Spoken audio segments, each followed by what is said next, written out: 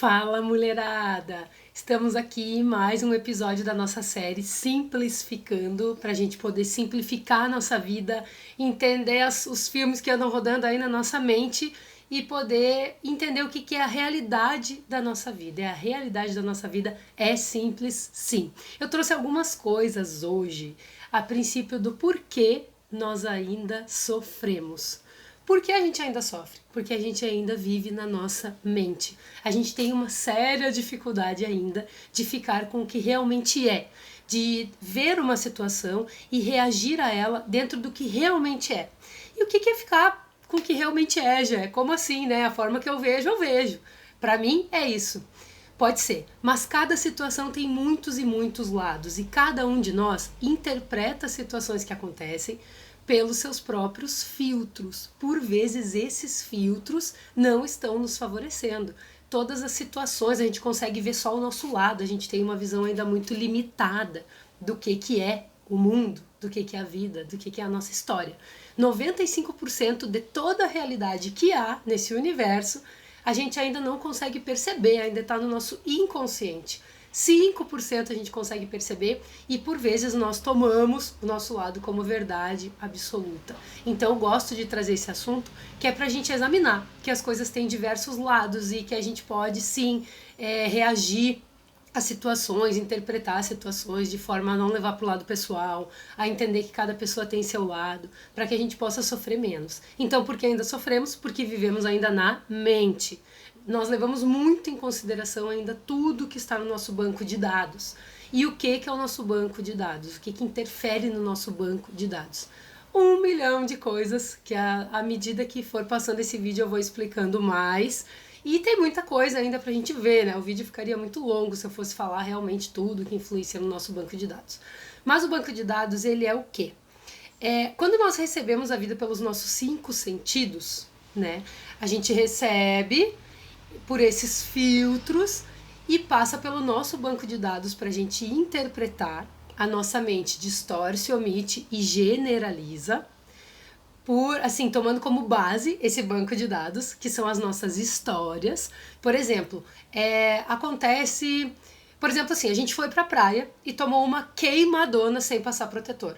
No próximo dia, quando a gente chegar na praia, a gente vai receber aquela informação de que estamos na praia e vamos lembrar o que a gente precisa fazer dentro do nosso banco de dados para não passar por aquela situação de novo. Só que isso é um filtro bom, né? A gente vai usar filtro solar, a gente vai cuidar do horário que a gente está no sol. Isso é uma coisa maravilhosa. Nosso banco de dados, ele não é negativo. Mas tem coisas que nós interpretamos de forma que não é a realidade e nós passamos gastando muita energia na nossa vida para nos defendermos dessas coisas depois.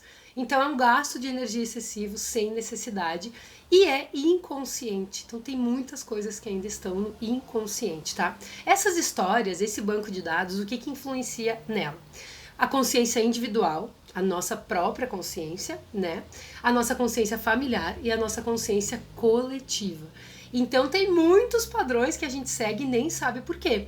Que por vezes a gente está seguindo, não está nem se questionando por que nós acreditamos naquilo, por que nós fizemos daquela forma, né? Por exemplo, assim, na escola, por que as classes são uma atrás da outra enfileiradas? Por que a cadeira é daquele jeito? Por que, né? Por que o quadro é daquela forma? Por que o professor fica na frente? Por que não é em círculo? Tu já te questionou isso? Tô trazendo só um exemplo. Às vezes meus amigos diziam assim, ai Gé, mas tu quer achar o porquê de tudo. As coisas são assim, são assim.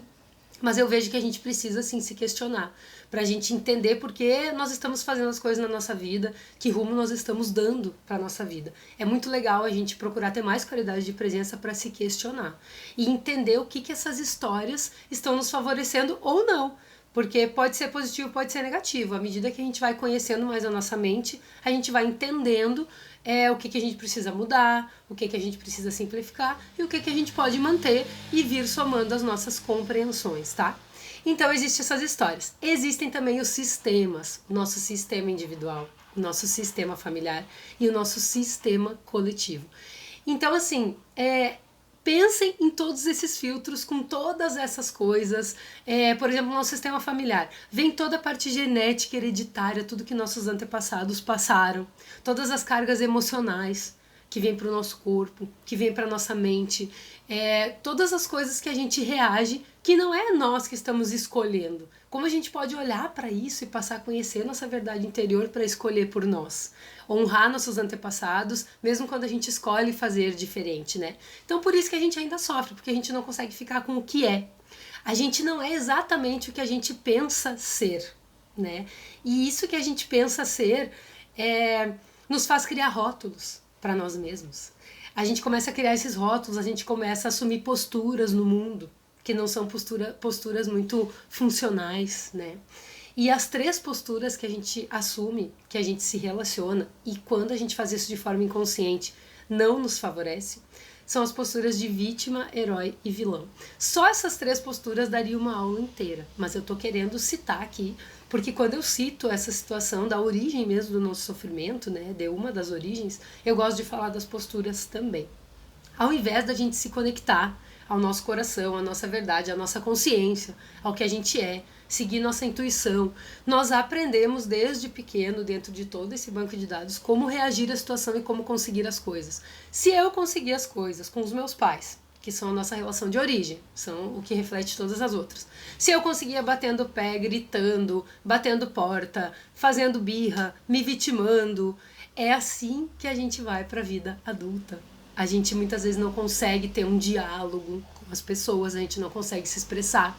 Por vezes a gente pode se emburrar, né, para conseguir as coisas, mas a outra pessoa não vai adivinhar o que a gente está sentindo, ela tem o banco de dados dela. Por vezes a gente fica de cara, a outra pessoa nem entendeu, né? Por vezes a pessoa fica de cara, a gente nem entendeu. Então é preciso comunicar para que a gente possa não assumir essas posturas de vítima, herói e vilão de uma forma que seja disfuncional para nós, para que a gente possa entender como funcionam as nossas relações. A vítima é o quê? Ai, pobre de mim, ai, só eu que sofro, ai, faz isso por mim, por favor, porque eu não consigo sozinho, mimimi, mimimi, mimimi. Uma coisa é a gente pedir auxílio, outra coisa é a gente se vitimar para manipular. A postura do herói: eu faço tudo, eu sou forte, eu salvo as pessoas, eu te auxilio, mas ninguém me reconhece. Fazer o bem esperando algo em troca é uma postura de heroísmo disfuncional. A postura de vilão: eu consigo as coisas de forma agressiva, batendo porta, agindo com raiva, agredindo a pessoa com palavras, para que a pessoa se sinta omissa, né? Que ela se sinta submetida a nós e que a gente consiga as coisas do jeito que a gente quer. Só que quando a pessoa também não está seguindo a sua verdade, quando a gente não tem um diálogo seguro para emergir uma verdade dos dois lados, alinhar uma visão dos nossos relacionamentos, que nós somos 50% responsáveis pelo relacionamento com uma pessoa, a pessoa é 50% responsável, a verdade precisa ser uma visão em comum. Quando a gente faz isso dentro dessas 3 posturas, muito provavelmente não vai seguir nas coisas do jeito que a gente quer. E nem deve, porque às vezes a gente quer as coisas pensando num objetivo próprio, num padrão de pensamento, a gente quer as coisas só por birra, e muitas vezes nem é o melhor para nós. Muitas vezes o melhor é a gente entender também a compreensão da pessoa e fazer somar com a nossa compreensão, para que a gente possa aprender mais e mais e mais. As coisas nem sempre são do nosso jeito. Por vezes a gente está se relacionando e achando um absurdo o que a pessoa está pensando, o que a pessoa está falando. Depois a gente vem amadurecendo e entendendo que o absurdo é o jeito que a gente pensava. Isso já aconteceu comigo várias vezes. Então vamos começar a entender essas posturas de herói, vilão e vítima, tá bem? Quando a gente percebe que não é mais a mente, a gente começa a observar essas coisas aqui que eu tô falando. As posturas, os pensamentos ainda vão existir. Porque tudo está no ar, a gente está sempre captando pensamento, existe aqui uma pensamentosfera. Não é tudo nosso. A gente ainda é muito egocêntrica, né? Achando que tudo é nosso, que nós controlamos, que nós que fazemos. Na realidade, tudo que existe no externo, que a gente pode fazer é ter um poder de olhar diferente, uma amplitude de visão, trazer 2, 3 respostas para as mesmas perguntas, somar essas respostas, compreender o mundo de forma mais ampla.